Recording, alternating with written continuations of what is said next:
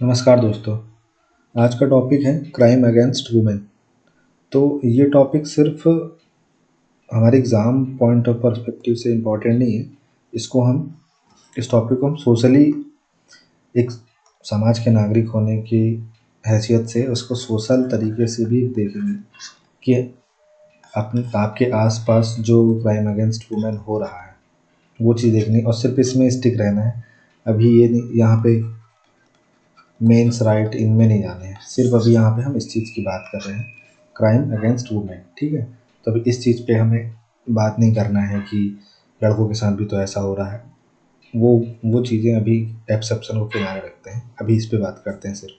तो इसको समझेंगे पूरे डेटा के साथ, समझेंगे कि नेशनल क्राइम रिकॉर्ड ब्यूरो का जो डेटा है वो क्या बोल रहा है।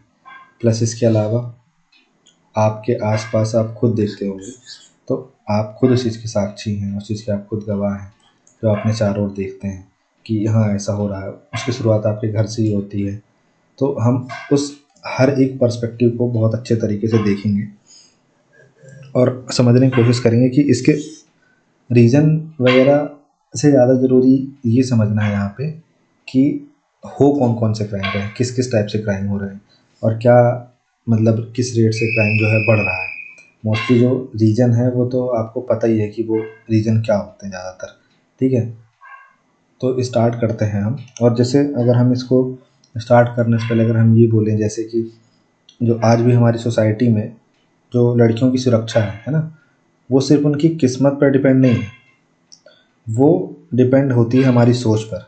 ठीक है, और अगर हम अपनी सोच नहीं बदलेंगे तो उनकी जो किस्मत है वो वैसे ही बनी रहेगी। तो इसी बात के साथ अपना टॉपिक शुरू करते हैं। और अगर मैं आपको बताऊं कि जो एन क्या है, हर डेटा निकालता है जब, तो एन का जो अभी लेटेस्ट डेटा है वो 2022 का जो है, उसके अकॉर्डिंग इंडिया में 4,45,256, यहाँ पे रजिस्टर्ड वर्ड को आप ध्यान देना, 4,45,256 केसेस जो हैं क्राइम अगेंस्ट वुमेन वो रजिस्टर्ड हुए। और इसमें 4% के आसपास नियर बाई इंक्रीज़ देखा गया 2021 की तुलना में। मतलब 2021 में जो भी क्राइम था उससे 4% क्राइम ज़्यादा हुआ 2022 में। ठीक, अब यहाँ पे आपको ये समझना है कि ये जो मैंने रजिस्टर्ड वर्ड कहा इसको आप ध्यान दीजिएगा। इसका मतलब सिंपल सा ये है कि अगर 100 वुमेन्स के साथ केसेस हो रहे हैं तो आप मान के चलिए कि 10 ही हैं जो रजिस्टर करा दें। ठीक है, तो ये हम वो 10% रजिस्टर केस देख रहे हैं और बाकी के जो 90% रजिस्टर्ड नहीं हुए उनकी तो यहाँ बात ही नहीं चल रही है। ठीक है, तो सिर्फ जो 10% है वो 4,45,000, लगभग 4.5 लाख के आसपास है। अब देखिए एक यहाँ पे जैसे नेशनल क्राइम रिकॉर्ड ब्यूरो है, ऐसे ही एक होता है नेशनल फैमिली हेल्थ सर्वे। ये भी हर 2 साल के बीच में होता रहता है और अभी लेटेस्ट 2019-21 में ही हुआ है। और उस अभी जो लेटेस्ट होना है वो भी आया नहीं है। तो अगर हम उसको भी देखें तो इसमें बोलता है कि जो 18 से 19 साल की वुमेन है वो उन्होंने मतलब 16% ऐसी हैं जो फिजिकल वायलेंस को उन्होंने फेस किया है। अब ये भी क्या होता है, ये सैंपल टाइप का सर्वे होता है। ये घर घर जा कर के सैंपल मतलब उनसे बात करते हैं, पूछते हैं। अब आप खुद सोचिए 10 में से कितनी वुमेन्स ऐसी होंगी, 1,000 100 का आंकड़ा लेते हैं। अगर उनके घर जाके सर्वे लिया जा रहा है तो कौन सी वुमेन बोलेगी कि हाँ मेरा पति मेरे को पीटता है, या कौन सी वुमेन बोलेगी कि हाँ मेरे साथ ये हुआ। वो अपने घर में रह के तो उन्हीं ही बोलेगी, सिंपल सी बात है। तो ऐसे में ये जो हम संख्या जो यहाँ देख रहे हैं ये संख्या ऐसी है जो जितने लोगों ने बोला, और बहुत से लोग ऐसे हैं जो वंचित रह गए। तो यहाँ पे हमने देखा फिर women age 40 to 49 years old, वो 60% ऐसी जिन्होंने फिजिकल वायलेंस फेस किया। मतलब 18 से 19 साल में 16%। ठीक है, अब मोस्टली इसमें तो क्या विवाह, ज़्यादातर विवाह तो होता नहीं है इस एज में नाउ डेज, है ना, पहले होता था। लेकिन 40 से 49 ईयर्स ओल्ड की जो वुमेन एज है उनमें 60%। और 18 से 49 अगर आप देखें तो 29%। इस 18 से 49 में ऐसा, इस 18 से 19 में 16% के आसपास हमने देखा। 40 से 50 साल के बीच में हमने 60% के आसपास देखा। और 18 से 50 के बीच में हमने 29% हम देख रहे हैं कि 29% होता है। एक तो यहाँ पे एक सबसे बड़ा कारण यहाँ पे शादी हो गई। ठीक, यहाँ पे शादी अभी नहीं हुई है तो कम है। अब इस ग्रुप में ज़्यादा क्यों है? इस ग्रुप में ज़्यादा 2 वजह से ज़्यादा है। एक तो विवाह की वजह से भी ज़्यादा है, उसके बाद ये है कि अब विवाह हो गया। अब विवाह हो गया तो जब जो मैरिटल कंडीशन है वो अच्छी नहीं चल रही है, तो विवाह के पूरे फेज़ में, मतलब शुरू में तो ये हो रहा है कि इंसान रेजिस्ट भी कर ले रहा है, लेकिन अब रेजिस्ट नहीं कर रहा है, अब वो झेल रहा है उस चीज़ को, तो ये बढ़ते जा रही चीज़ें। तो आप देखेंगे कि हर एज ग्रुप में थोड़ा-थोड़ा सा डिफरेंसेस है, लेकिन इस 40 से 49 वाले एज ग्रुप में बहुत ज़्यादा डिफरेंसेस है, क्योंकि इसमें फिर बच्चों के द्वारा भी शुरू हो जाता है वायलेंस। लेट्स सपोज़ बोझ लग रही हैं, पिता मर गया है, अब माँ बोझ लग रही है, तो उनके साथ शोषण करना, ये सब चीज़ें।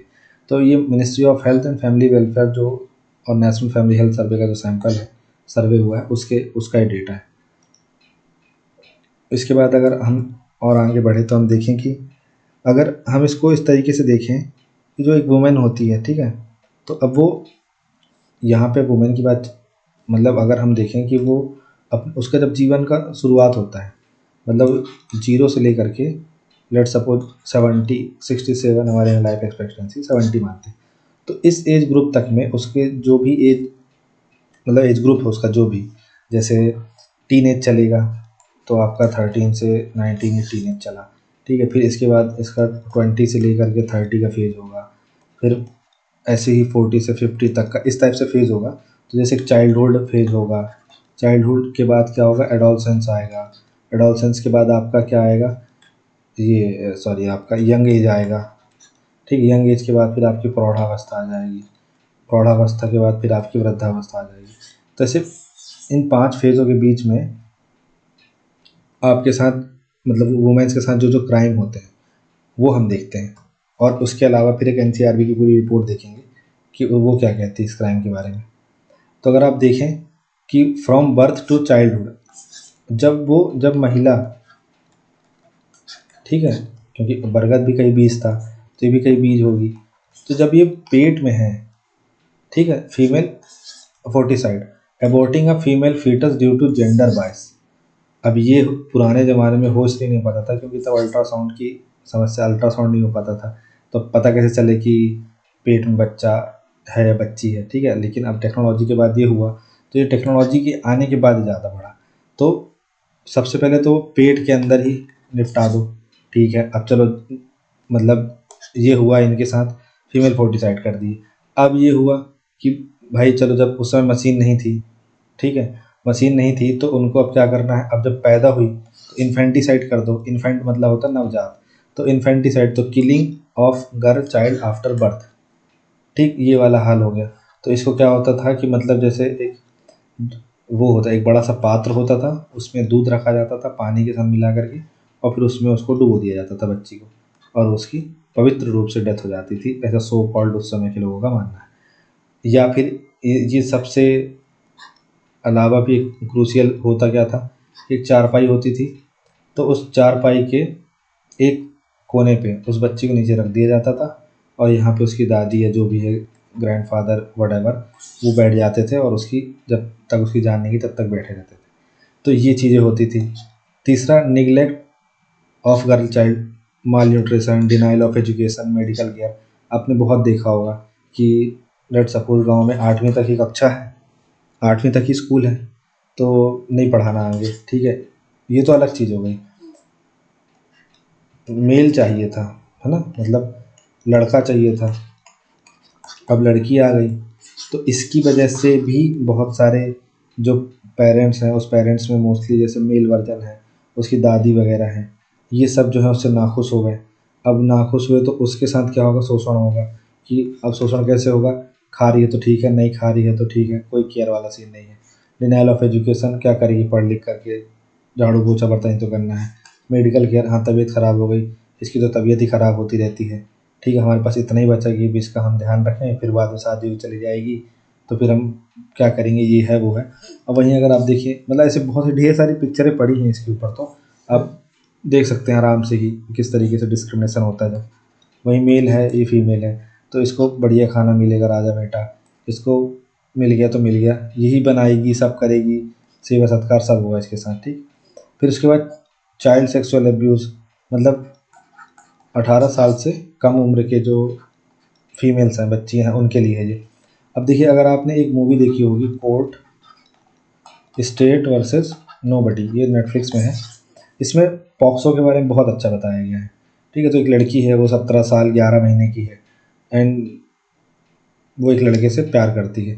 अब उनके बीच कोई ऐसा फिजिकल रिलेशनशिप नहीं बना हुआ है और कुछ भी नहीं हुआ है, और उस बच्चे को, उसके ऊपर पॉक्सो लगा हुआ है। और ये पॉक्सो 2012 में आया था और ये 2013, मतलब मूवी तो 2025 में बनी है, लेकिन ये 2013 को आधार बना करके मूवी बनाई गई है, 1 साल।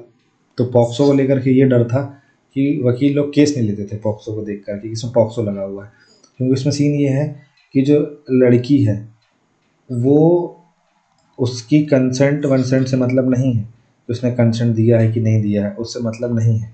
अगर मेल और फीमेल के बीच इंटरकोर्स हुआ है तो वो रेप है, भले वो लड़की 17 साल 364 दिन की ही क्यों ना हो। तो ये सबसे बड़ा उसका एक ड्रॉबैक है जो लड़कों के फेवर में नहीं जाता है। तो ये हुआ कि, तो ये चीज़ें, फिर एक चाइल्ड सेक्सुअल अब्यूज़, ठीक है, ये उनके साथ होता है। तो अब मैं यहाँ पे आपको ये बता रहा हूँ कि जो लड़की की एज 0 से 12 साल तक होती है तो क्या क्या चीज़ें उसको फेस करती। तो फीमेल फोर्टिसाइड हो गया, पेट के अंदर ही मार देना। फीमेल इन्फेंटिसाइड हो गया, दुनिया में बाहर आ गई तब मार देना। फिर ठीक है, बाहर आ गई लेकिन मारे नहीं तो फिर मारा जैसा ही व्यवहार करना, तो निगलेक्ट करना उसको। फिर उसके बाद चाइल्ड सेक्सुअल अब्यूज़ होता है, ठीक है, जैसे बच्चियां हैं तो उनको क्या करना, शोषण करना, सेक्सुअल असॉल्ट करना, हरासमेंट करना, एक्सप्लॉयटेशन ऑफ माइनर गर्ल्स। ठीक है, अब आप इसका मतलब बहुत अच्छे से जानते हैं। अब अगला देखिए, फिर वो टीन एज आ गई उसकी, 13 to 19। अब 13 to 19 आ गई तो एक और शोषण, चाइल्ड मैरिज कर दो, illegal marriage of a girl under 18, तो इसके लिए 2006 का एक्ट बना।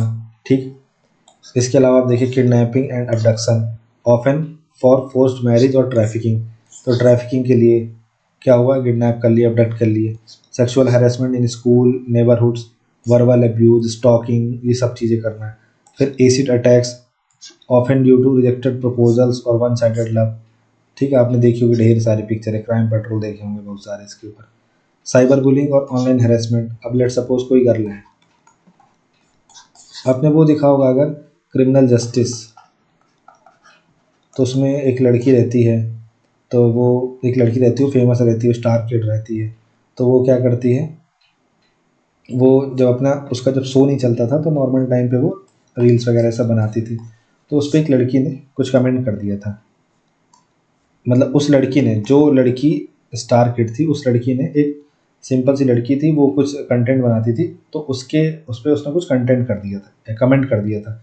तो उससे जो ये बी लड़की है जो नॉर्मल है, ये बहुत हर्ट हो गई थी। ठीक है, सिर्फ इस वजह से हर्ट हो गई क्योंकि इसने अब्यूसिव कमेंट कर दिए, कुछ कमेंट कर दिए, और इसी वजह से फिर इस लड़की ने सुसाइड तक कर लिया। तो साइबर बुलिंग है, मतलब साइबर बुलिंग ये नहीं कि इसने सुसाइड कर लिया, साइबर बुलिंग ये है कि किसी के कमेंट सेक्शन में जा कर के उसको, मतलब जाति सूचक, लिंग सूचक चीज़ें बोलना। अब लेट सपोज यहाँ पे हम क्राइम अगेंस्ट वुमेन पढ़ रहे हैं, तो जहाँ पे लिंग सूचक चीज़ें बोलना, ये सब चीज़ें साइबर बुलिंग और ऑनलाइन हैरेसमेंट में आता है, via social media, messaging apps. ठीक है, इसके अलावा अगर आप देखेंगे कि यंग एडल्ट एज में क्या होता है, तो रेप एंड गैंग रेप जैसी चीज़ें, जैसे निर्भया केस हो गया, आप जानते हैं। ठीक है, और वेरियस चीज़ें हैं।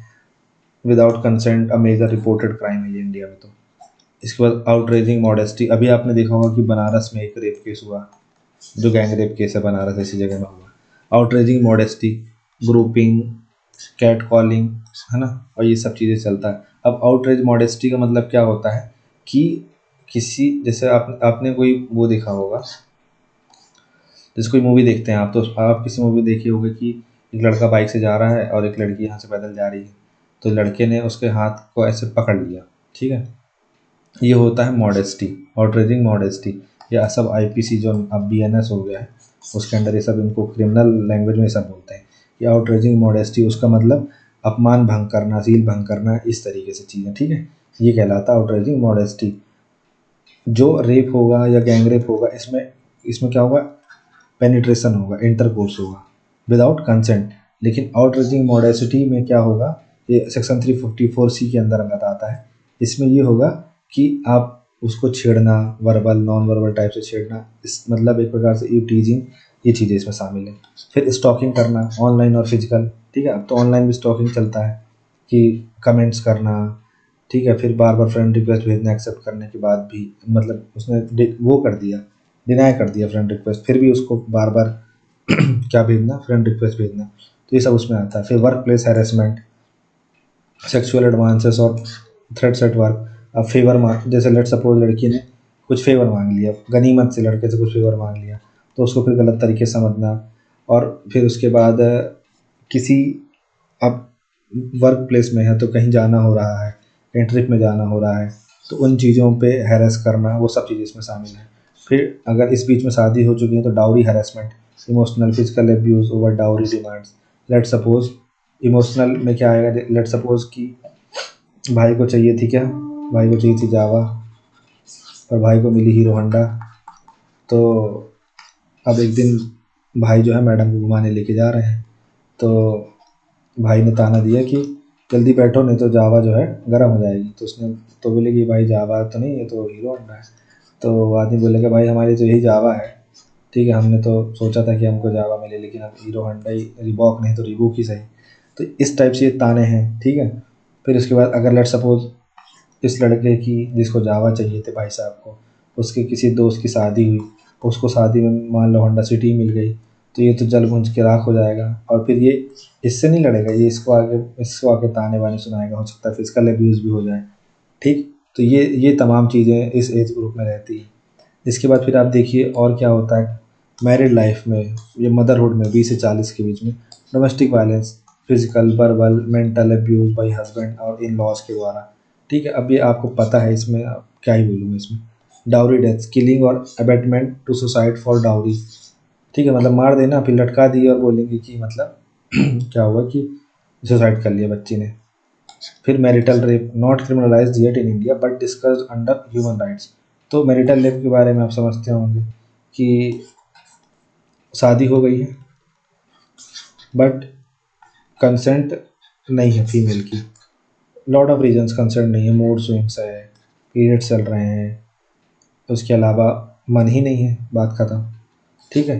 तो इस दौरान अगर उस वो सामने वाला अगर फिजिकल होने की, इंटरकोर्स करने की डिमांड करता है और वो मना कर रही है, और उसके बाद भी वो बंदा सामने वाला लगा हुआ है, इनकरेज कर रहा है, ठीक है, कि नहीं नहीं नहीं, तो उस दौरान की जो कंडीशन है, फिर अगर इंटरकोर्स होता है तो उसको मैरिटल रेप बोलते हैं। फिर abetment to suicide, mental harassment leading to suicide, obvious सी बात है, कौन झेलेगा इतना। इसके बाद एल्डरली वुमेन जो 60 प्लस या 50 प्लस के आसपास हो गई हैं, तो neglect and abandonment, sorry neglect कर देना मतलब, ठीक है, अबेंडमेंट करना मतलब by family, specially sons daughter in law, ध्यान ही नहीं देना, ठीक है। आपने एक वो देखी आप बूढ़ी काकी, ये कहानी पढ़ी है प्रेमचंद साहब की, और एक बहुत अच्छे से राइटर, उनका नाम मुझे याद नहीं आ रहा, उनकी किताब पढ़ी है चीफ की दावत, कहानी है ये आपको एक समानांतर दुनिया वाली किताब में ये उसमें मिल जाएगी, नहीं तो अलग से मिल जाएगी, चीफ की दावत, इसको पढ़िए। इसमें वही है कि वो मतलब उसका बॉस आने वाला है, और वो जो है उसके घर में बूढ़ी माँ है, तो उसको कहाँ, मतलब उसकी बूढ़ी माँ जो है उसको कहाँ छुपा करके रखा हुआ है, एक स्टोर रूम में छुपा के रखा हुआ है, ताकि उसका बॉस उसको देख न ले। आफ्टर दैट क्या होता है कि एनी हाउ उसके बॉस को वो बूढ़ी माँ दिख जाती है, तो वो उसको बोल देता है कि यहाँ मतलब काम करती, गाना गाती है, ये सब वो सब करती है। तो फिर उनसे वो गाना सुनता है, ठीक है, और उनको कुछ पैसे दे करके जाता है। तो ये जो इसमें जो इनके साथ डिस्क्रिमिनेशन हुआ कि भाई मतलब, कि मतलब क्या, कि वो जो उसकी माँ है उसको माँ मानने को तैयार नहीं है, क्यों, क्योंकि उसका जो बॉस आ रहा है, तो वो क्या सोचेगा, उसकी माँ अच्छी नहीं दिखती, भद्दी दिखती है। तो अब 60 साल में कटरीना कैफ तो दिखेंगे नहीं, ठीक है। इसके बाद आप देखिए प्रॉपर्टी ग्रैबिंग, फाइनेंशियल एब्यूज़, ये तमाम चीज़ें कि अगर मान लो माई के पक्ष में संपत्ति है, तो ये सामने वाले की नज़र गड़ी रहना कि ये सब तो मेरे को भी कुछ मिलेगा। Physically abuse, elderly women facing violence from family और care takers.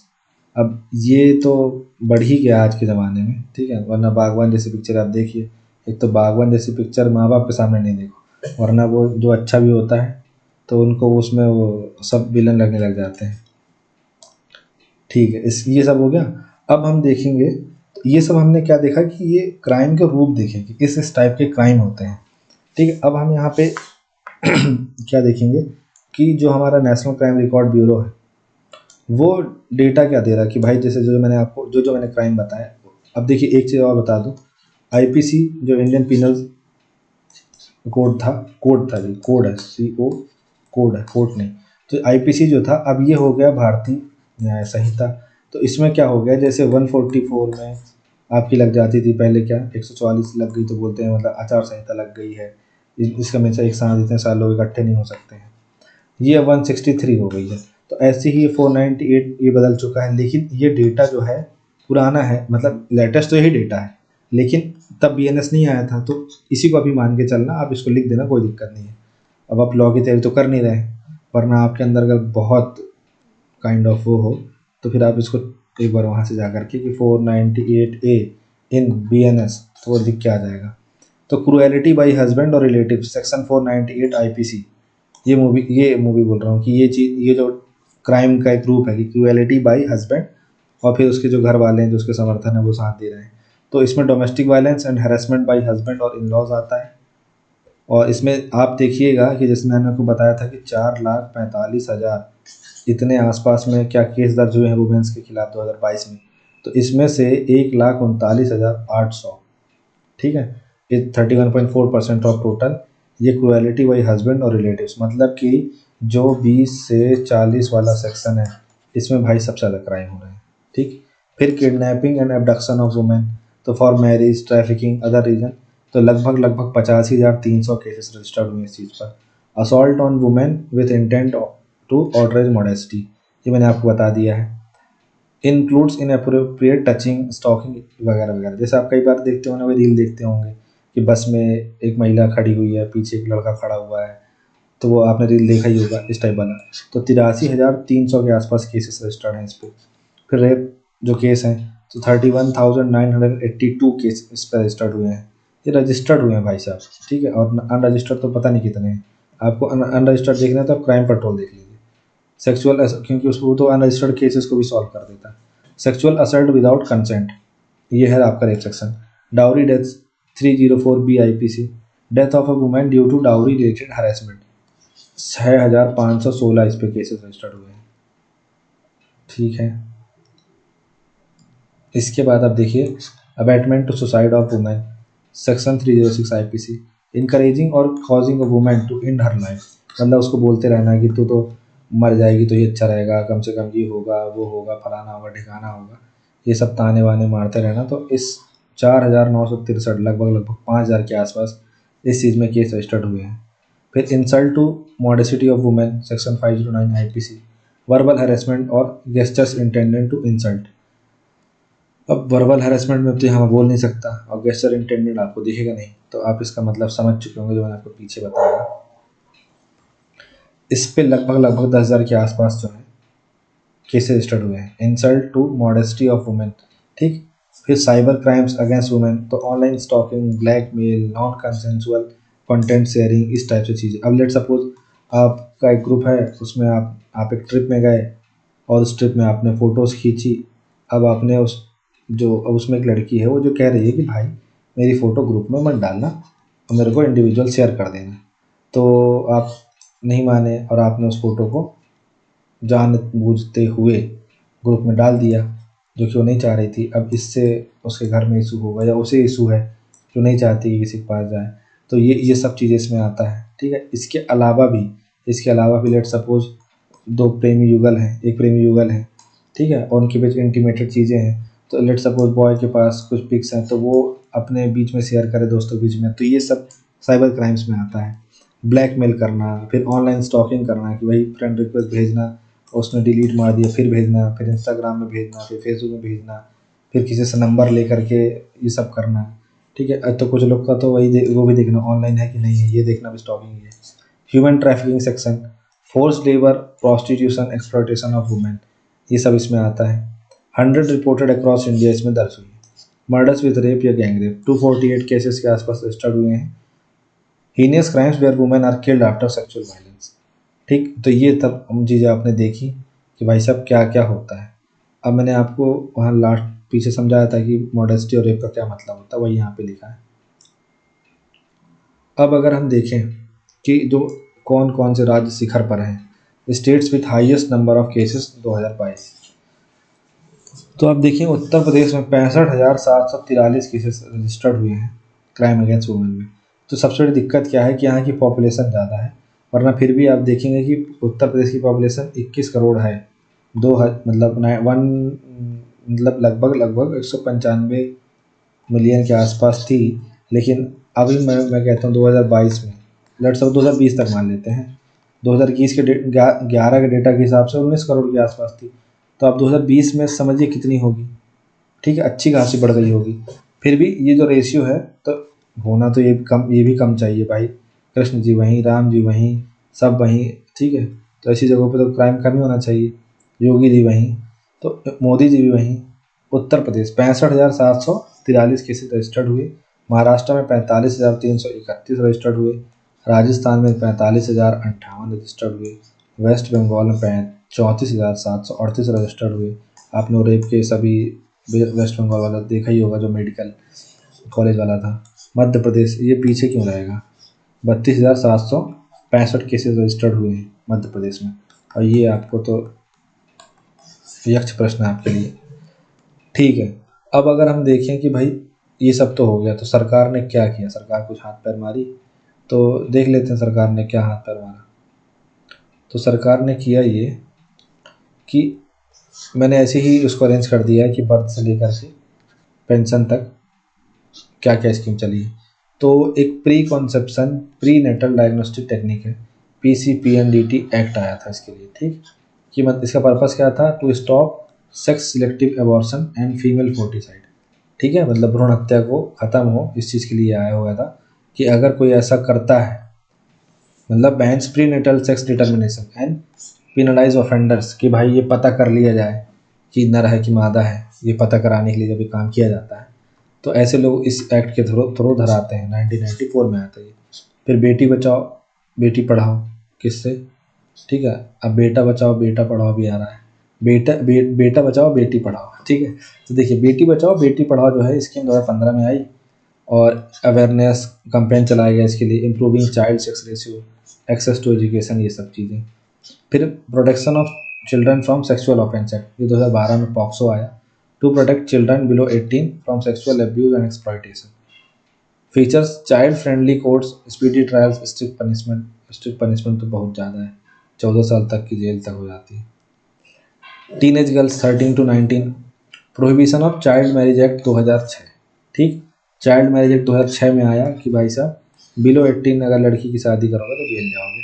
Punishment for parents, price and house और हस्बैंड इन्वॉल्व, ठीक है, अगर वो भी अगर बालक नहीं हुआ तो, ठीक है। स्कीम फॉर एडोलसेंट गर्ल्स, तो nutrition, health, education, safety support for girls age 11 to 18, और ये मिनिस्ट्री ऑफ वुमेन चाइल्ड ने चलाया।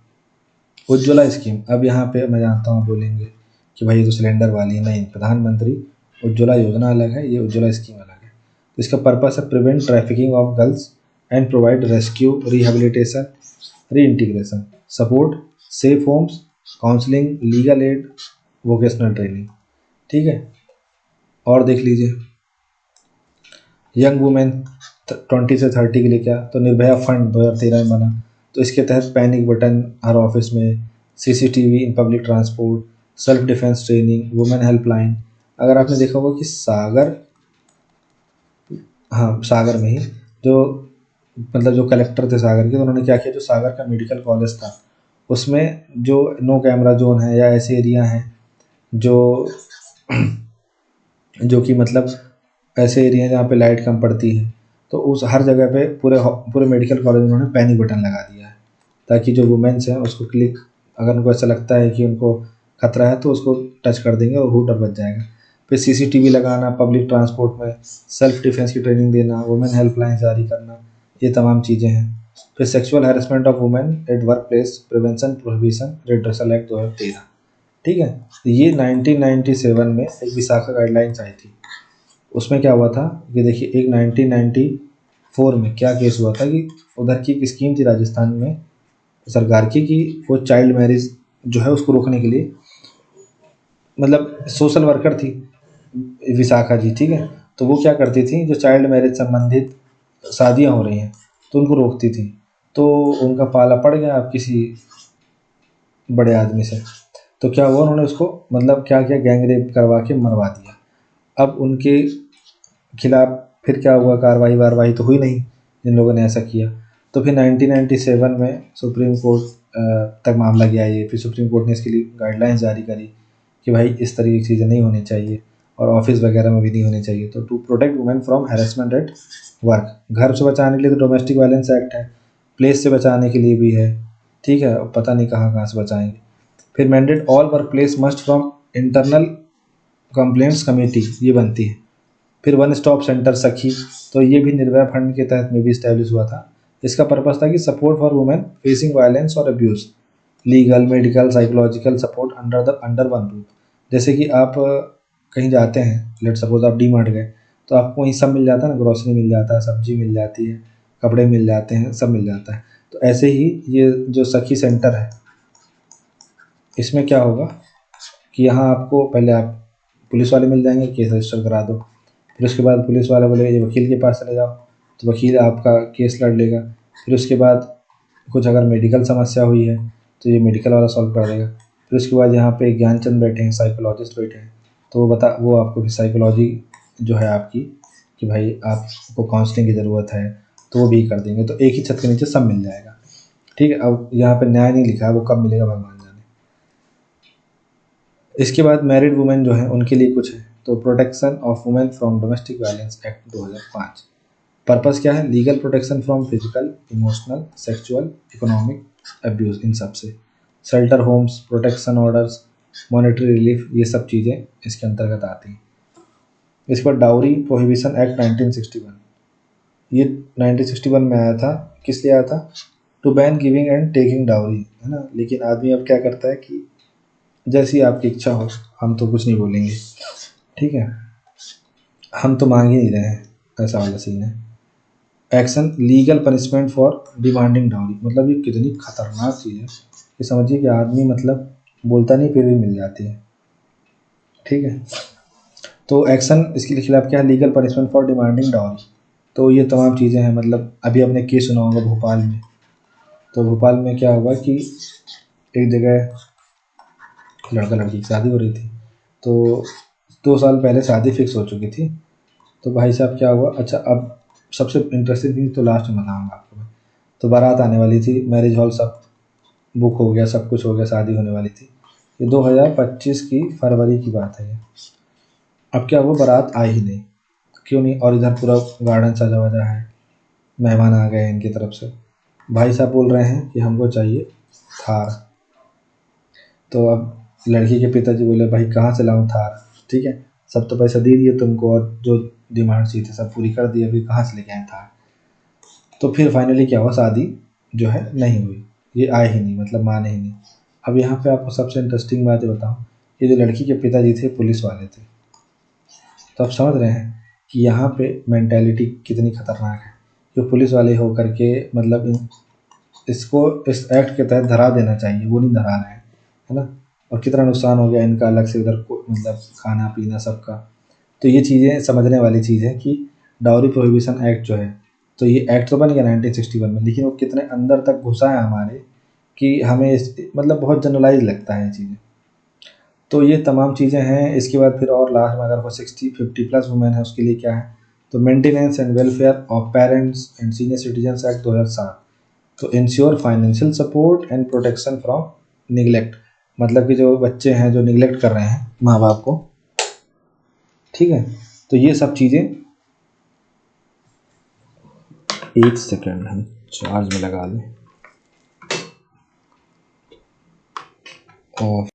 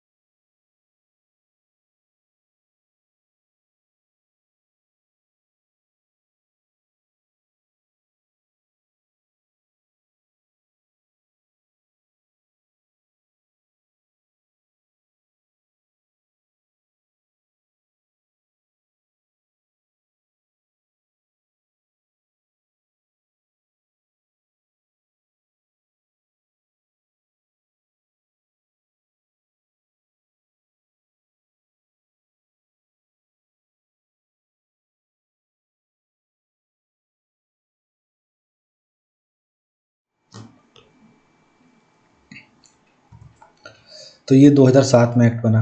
इसमें क्या है, पेरेंट्स जो है वो क्लेम कर सकते हैं maintenance from children, protection against abandonment. इसके अलावा Indira Gandhi old age pension scheme चलती है, तो इसमें मंथली पेंशन मिलती है पूअर वुमेन्स को जो 60 के ऊपर है। ठीक है, तो ये हमने जो भी देखा और समझा जाना, तो ये चीज़ें ऐसी हैं कि ये सब आपके सामने समाज में घूमती रहती हैं। तो ये चीज़ें आपके लिए भी कोई एज सच मतलब ऐसा नहीं है कि ओ माय गॉड ऐसा भी होता है, और ऐसा भी नहीं है कि आप इसके बारे में सोचें कि अरे इट्स अ नॉर्मल थिंग। तो सबसे पहले तो इसको एबनॉर्मल समझना है, it's not a normal thing.